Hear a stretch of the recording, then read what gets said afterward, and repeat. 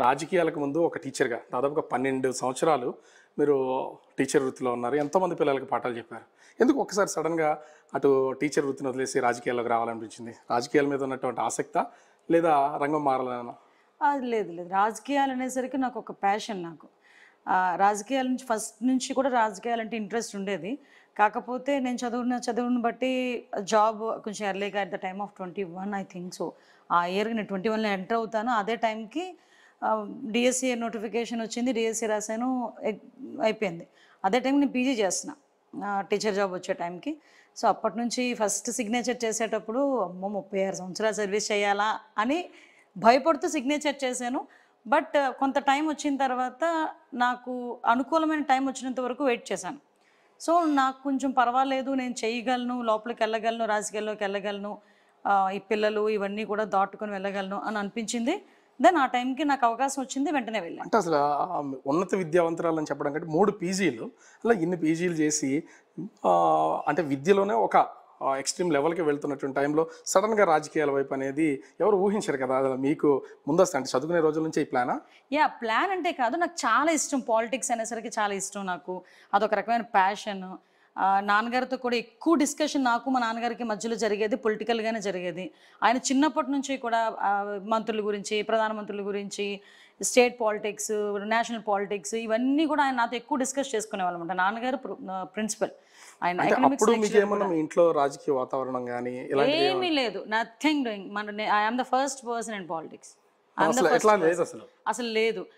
2013 ఆ టైంకి కొంత ఇక్కడ లోకల్లోని ఉన్న టీడీపీ లీడరు వైఎస్ఆర్సీపీకి వెళ్ళడం. ఆ టైంలో నేను చంద్రబాబు నాయుడు గారిని అప్రోచ్ అవటం.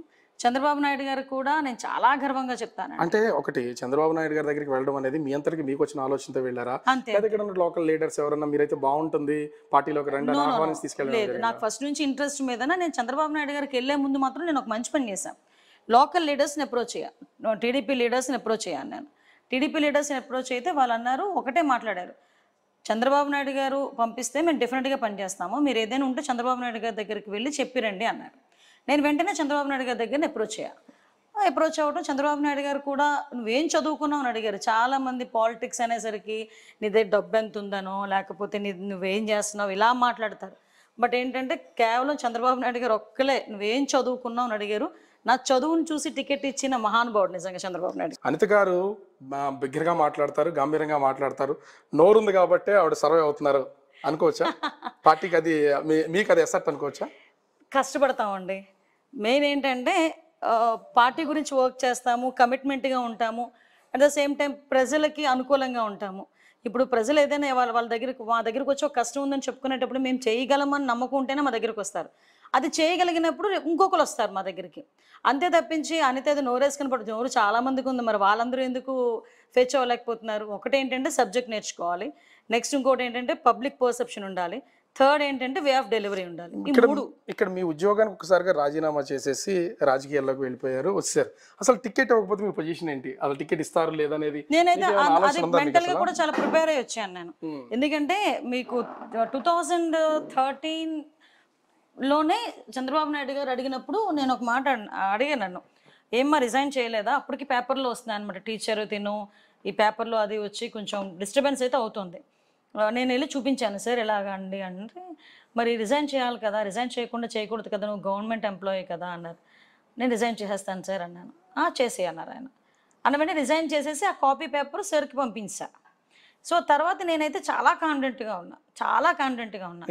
అస్సలు ఏమో మరి ఆయన నాకు అది ఇచ్చిన ధైర్యం, దేవుడు ఇచ్చిన ధైర్యం తెలియదు. కానీ చాలామంది ఆ టైంలో అనిత నీకు టికెట్ రాకపోతే ఎలాగా, లాస్ట్ మినిట్ వరకు అనితకి టికెట్ రాకుండా చేయాలి అనుకున్న సందర్భాల్లో కూడా నేను ఆ టైంలో చంద్రబాబు నాయుడు గారు ఆ రోజు నాకు మాట ఇచ్చారు. ఆ మాట ప్రకారం చంద్రబాబు నాయుడు గారు నాకు టికెట్ ఇచ్చారు. 2014లో మీకు టికెట్ ఇవ్వకపోతే అనిత గారి పొజిషన్ ఏంటి?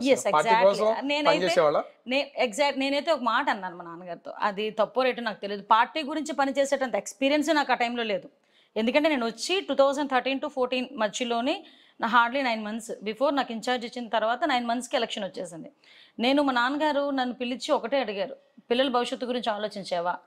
నువ్వు ఉద్యోగం వదిలేసావు, రేపొద్దున్న నీకు ఏదైనా జరిగితే, అంటే ఇప్పుడు అక్కడ 2014 ఎలక్షన్స్లో నువ్వు ఏదైనా ఓడిపోయినా లేకపోతే టికెట్ ఇవ్వకపోయినా నీ పొజిషన్ ఏంటి అని అడిగారు. డాడీ పార్టీ గురించి ఏం చేస్తానో ఏంటో నాకు తెలియదు కానీ నాకు ఒక అవకాశం ఇవ్వండి. మా నాన్నగారిని అలా కన్విన్స్ చేసుకున్నా.